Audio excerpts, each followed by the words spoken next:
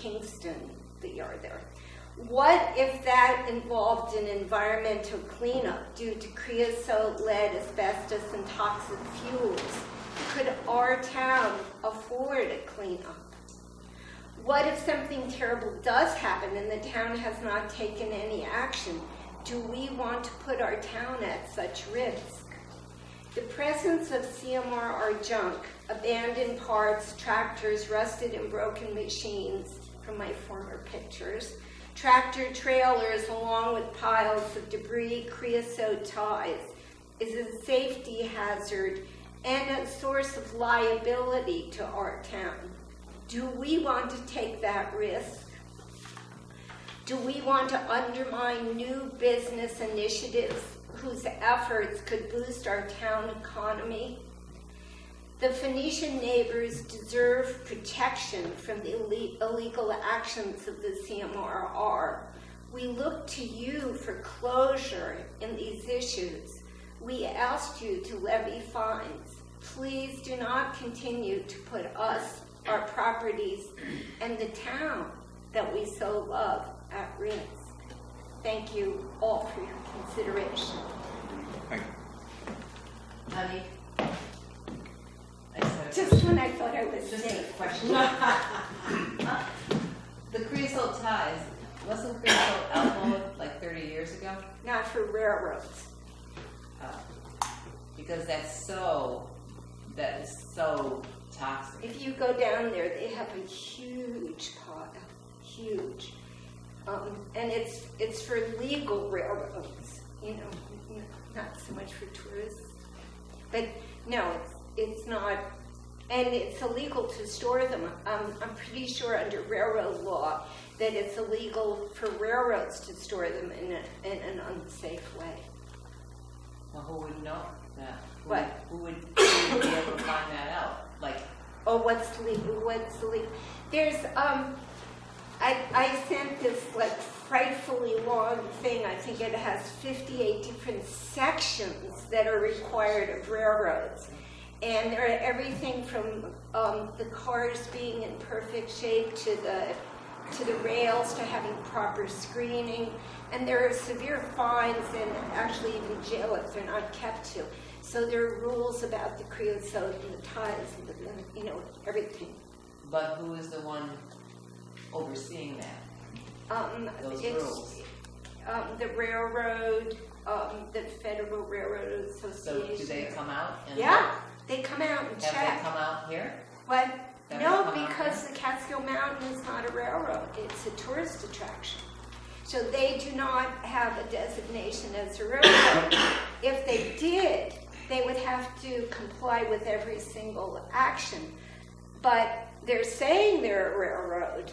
They're saying they're a public moving Public utility. transportation. Right, Moving and in people order to publicly. do that, there is a standard according to railroad law. They have to have passengers as scheduled, they have to take people from place to place, and they have, everything has to be, the cars have to be in perfect shape. They actually have to be transportation with schedules throughout the day, and they have to have a certificate of necessity in order to get that. Like, the public needs to have the necessity of that railroad for transportation, not for amusement. So is that what the planning board is deciding on? What it is? What the use is? Or not? That's one of the issues in front of them, is the status of the railroad. And what was that? The planning board can't make those kind of determinations. That would be the zoning board. The zoning. All right, they sorry, have the to zoning send board. it to the Right. zoning board. Right. But there, according to our town law, if there is a violation, they're not allowed to, but they can't make that distinction. The railroad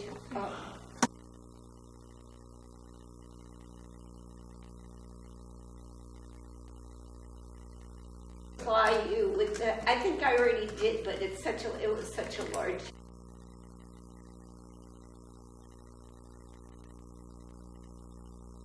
It's long though. Very. Well, can you give us that one little paragraph? Thank you. Yeah, thank you. Mr. Riccadelli. Wednesday will be the anniversary, 12 years, the flood of 2005. Now, have we done anything about digging out these creeks, taking all the debris that's in there? I know they did down here by the cemetery because the poor girl died, and Cuomo sent a group down and they cleaned it all out. But Eric, you sent a crew in to clean out that street? what's that? I'm asking Eric. Oh? I'm asking Eric, who's sitting right next to me, if he's sending a crew in to clean out the street. No, but we need the government to do it. Let them come in and clean it out. When they do that, when they do that, but they take that, see, they throw that away. DEC, because they have a maintenance agreement with the Army Corps of Engineers for that area. Yeah. Same thing up here. Yeah. Because that was that section. Yeah, they still got that whole. Same thing up in Shandaken here with Dr. Noguchi. When they fix that up, That dude because is they- there too. They have a right to maintain that, they in perpetuity, Yeah. when they built those back in the 50s and stuff. But this is something Those that- things don't do anything. In 2005, Woodland Valley Road was, that's when Dickie Merwin, you weren't there. That road was washed right out, you know, and in other places. Now, the next flood we get, we're gonna be in deep trouble, I'm telling you. Nobody's gonna be able to drive anywhere. We're gonna Deep be. water, What's that? deep water, technically. Well, we're gonna be in a lot of trouble, I'm telling you. So I just wanted to put it on record again, Okay. as I always do. You've got it on record, I think, every month for the past 5 years. No, that's not. 6 years. Yeah, that's right, it was perfect. Yeah. So with that, if there's no other open public comment, I entertain that we would close the regular meeting of the town board. I'm gonna ask if everybody would just mind stepping outside Tina and has do this something here. to say.